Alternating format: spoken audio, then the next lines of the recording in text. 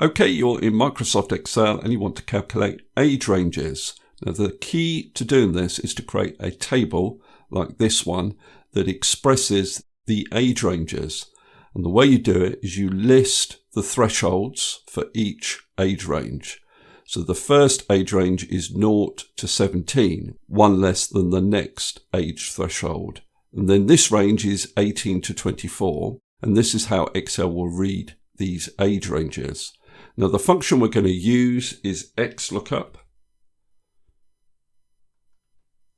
And your lookup value is the ages you're trying to group. So I'm going to select all of these ages. I'll click into the first one, Control-Shift down arrow key on my keyboard, Control Backspace to get back to my formula, comma. Then my lookup array, if I just move this out of the way, the lookup array is the age ranges I've specified here, comma. And then the return array is the description I've created for each age range, comma. If not found, we do not need, so we just add another comma, and then we get to match mode. Now the match mode we want is exact match or next smaller item. Let me explain how that works. For example, if I'm looking up 16, there is no exact match for 16, so we go to the next smaller item, which is 0, which gives us under 18.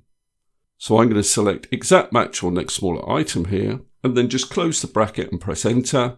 And you can see all my ages have now been successfully grouped. Now another thing you can do is count how many people you have in each age group. And to do this, we can use COUNTIF. Now my range is essentially the column that I want to count in. So that'll be the age groups I've calculated over here. So I'm going to select the first one, Control-Shift down arrow key, Control Backspace to get me back to my formula, comma. Now the criteria are the age group descriptions I've entered here. So then I just close the bracket and press enter, and it does a count for each age group.